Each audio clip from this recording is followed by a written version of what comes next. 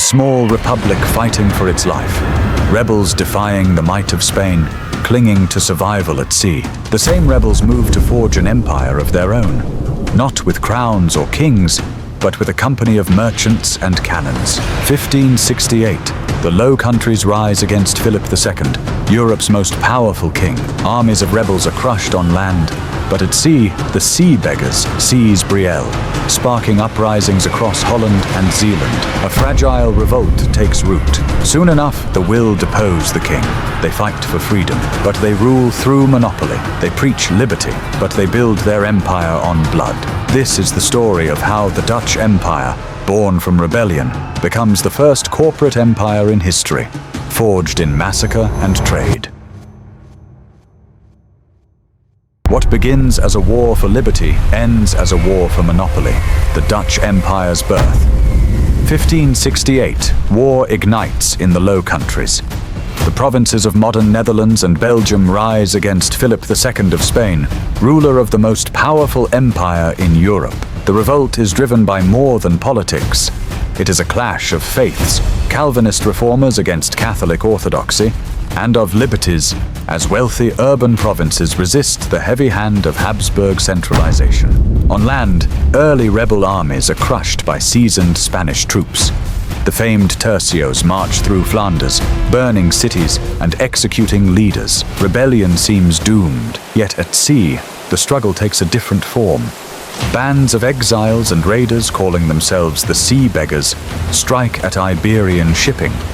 They are not noble knights or professional soldiers, but privateers and adventurers who use shallow draft ships to harass larger fleets. What they lack in numbers they make up in daring. They keep the revolt alive in the marshes and harbors of the North Sea. 1572, the Sea Beggars seize an opportunity. They capture the small but strategic port of Brielle at the mouth of the Maas River. It is a symbolic victory, but its impact is enormous. Towns across Holland and Zealand, inspired by the news, rise in rebellion. Spanish control begins to crack along the coast. A guerrilla war of survival takes root, fought not in grand battles, but in ambushes, sieges, and sudden raids. For more than a decade, the conflict drags on. The rebels hold pockets of territory, but Spain remains overwhelming. Philip commands the wealth of the Americas, the power of the Habsburg dynasty, and armies feared across Europe. By contrast, the rebels have no king, no crown, and no treasury. Their survival depends on improvisation, local militias, privateers, and the fragile loyalty of provinces that are as divided as they are united. 1581 marks a turning point. The States General of the United Provinces, led by figures such as William of Orange, make a radical declaration, the Act of Abjuration. They formally depose Philip II, declaring he has broken his oath to his subjects by ruling as a tyrant. It is one of the first documents in Europe to justify breaking allegiance to a monarch, planting the early seeds of republican sovereignty. But the decision carries a dangerous consequence. Without a monarch, the new republic has no royal treasury, no established source of revenue, and no empire to draw upon. They have thrown off Spain, but they must now find a way to sustain themselves. Survival demands resources, and those resources lie not in Europe, but across the seas. The paradox is set from the beginning.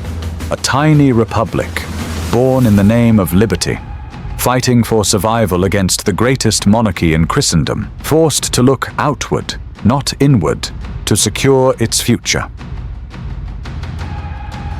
The Dutch cannot match Spain's armies or Portugal's empire, but they can steal their secrets. 1583, a young Dutchman, Jan Huygen van Linschoten, arrives in Goa, the capital of Portuguese India. He works as secretary to the Archbishop, a modest post that gives him access to Portugal's most closely guarded treasure, the Roteiros. These are the secret sailing directions gathered since the days of Vasco da Gama. Charts of currents, monsoon winds, coastal shoals, and hidden harbors.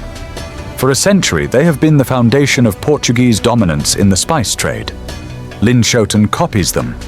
Quietly, page by page, he amasses the knowledge that underpins an empire.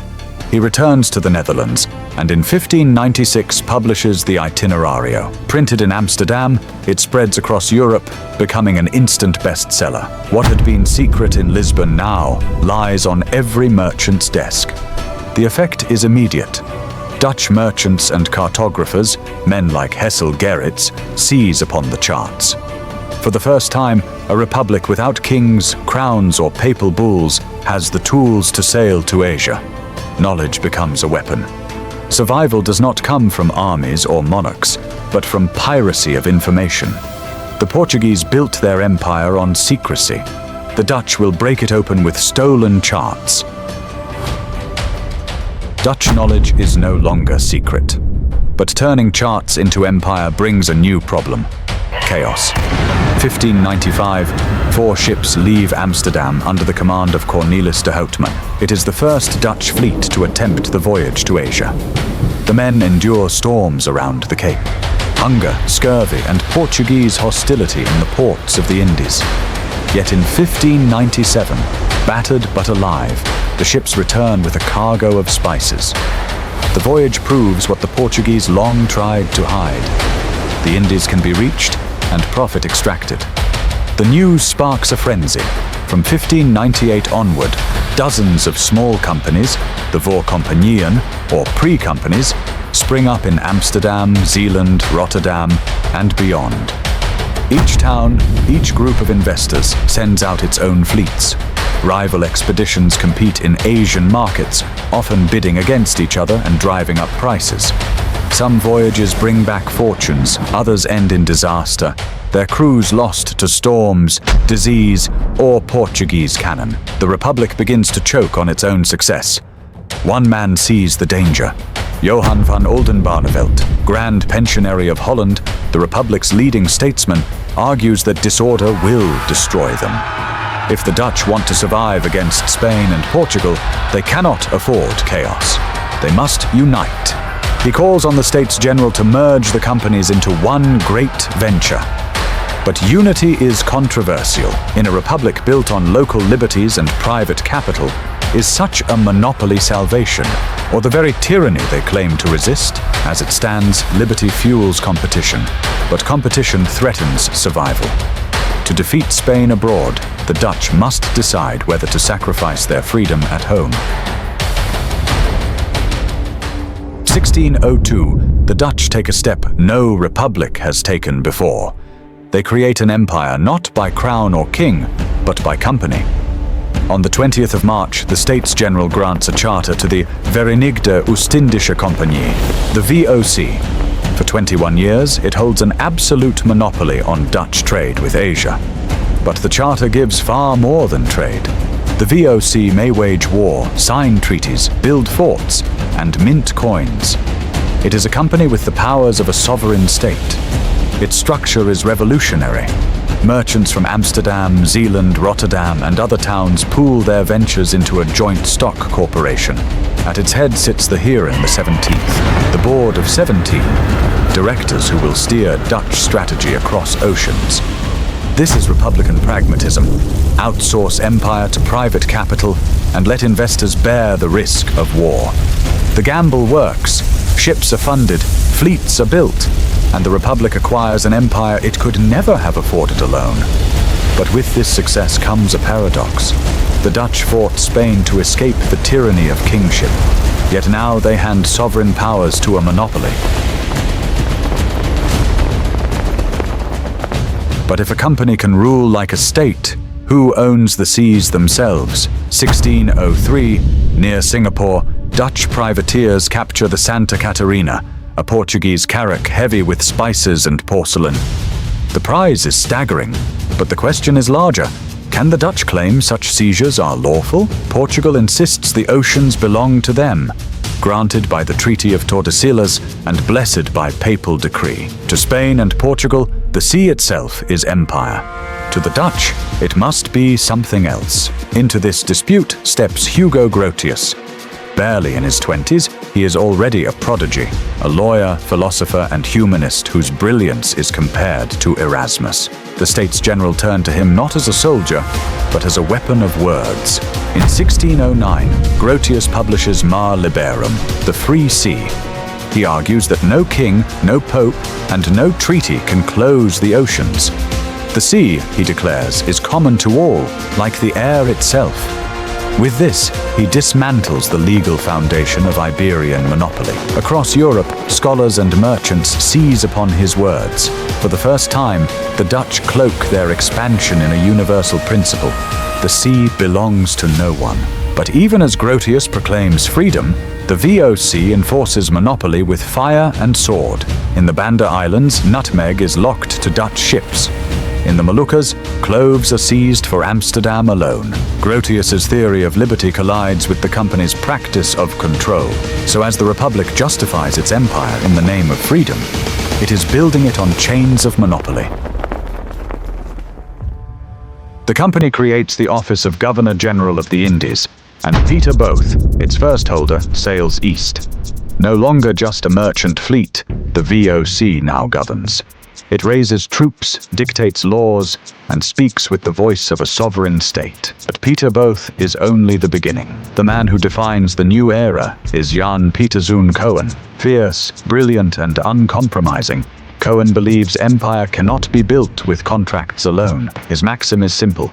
We cannot make war without trade, nor trade without war. In Cohen's vision, monopoly is not negotiated, it is enforced. 1619. Jayakarta, a small Bantenese port on Java, becomes the proving ground. Cohen orders the city sacked and burned. On its ashes he builds Batavia, today's Jakarta, a fortress capital from which Dutch power will radiate across Asia. Batavia is not just a trading post. It is the citadel of a corporate empire. The same year, across the world in The Hague, Johan van Oldenbarnevelt, the statesman who first championed the VOC, is condemned and executed after his struggle with Prince Maurice of Nassau. His fall is symbolic. The age of Republican statesmanship yields to the age of military corporate rule. The paradox is complete. Grotius had proclaimed the seas free. Cohen makes them Dutch with fire and sword. But Batavia is only the beginning. The next step is not trade, it is terror. 1621. The Banda Islands is a tiny volcanic chain in the eastern seas where the rare nutmeg grows. To the Dutch, monopoly here means riches beyond imagining. To the Bandanese, it means ruin. When the islanders refuse VOC demands, Jan Pieterszoon Cohen makes his choice. He orders slaughter. Thousands are killed. Survivors are enslaved or deported. Dutch planters, the Perkeneers, take their place, worked by imported slaves. The land itself becomes an engine of monopoly. The Banda massacre secures the world's nutmeg supply for Amsterdam. It also sets a precedent. VOC monopolies will be enforced not by treaties or trade, but by terror. And while Cohen burns the islands in the east, Europe burns again in the west. The 12 years truce with Spain ends in 1621. The Dutch return to full-scale war. Violence abroad mirrors violence at home. The Dutch have fought Spain in the name of liberty. However, they survive by becoming oppressors abroad themselves. Out of rebellion, they forge a corporate empire. Out of blood, they build their wealth. The birth of the Dutch Empire is no tale of destiny. It begins as a desperate revolt, a fragile republic fighting for survival. Charts are stolen, companies are merged, lawyers proclaim freedom of the seas. But in the end, survival hardens into monopoly, and monopoly into massacre. By 1621, the Dutch have their empire. Batavia in Java, forts along Africa, a monopoly in nutmeg, and fleets that rule the ocean lanes. Yet the cost is clear. The republic that rose against tyranny has created a tyranny of its own, not crowned by kings, but ruled by a company with cannons. The Dutch Empire is born from rebellion, but it is built on blood.